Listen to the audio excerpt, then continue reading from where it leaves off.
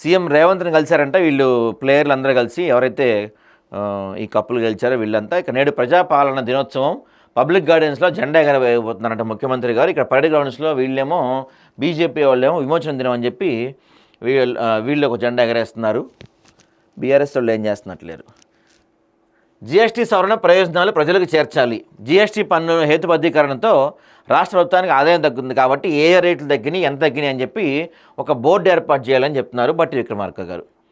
ఇక మెట్రో స్టేషన్లో పాస్పోర్ట్ కేంద్రం పెట్టారంటండి. సో దేశంలో పాస్పోర్ట్ కార్యాలయం హైదరాబాద్ 5th ప్లేస్లో ఉందంట. రాష్ట్రం రోజుకి 400 మంది పాస్పోర్ట్లు ఇచ్చే సామర్థ్యం ఉందంట. ఇక తెలంగాణలో 4 ఐఏఎస్లు బదిలీ అయ్యారు. ప్రభుత్వ సలహాదారుగా ఎన్వీఎస్ రెడ్డి, మెట్రో రైల్ ఎండీగా సర్ఫరాజ్ అహ్మద్కు అదనపు బాధ్యతలు చేపట్టారు. దాని గురించి కూడా మాట్లాడదాం. ఇంకా మానేరు నదిపై హైలెవెల్ బ్రిడ్జ్ నిర్మాణానికి కేంద్రం ఆమోదం. నెరవేరనున్న గన్నేరువరం వాసుల చిరకాల వాంఛ. వేములవాడ సిరికొండ రోడ్ నిర్మాణానికి 23 కోట్లు మంజూరు. కాళ్ళు అరిగేలా తిరిగి అలసిన ఆ ప్రాంత ప్రజలకు తీపి కబుర్నించిన బండి సంజయ్ గారు. చూడండి, ఈయన విద్యుత్ అధికారి, ఒక విద్యుత్ ఏడీ.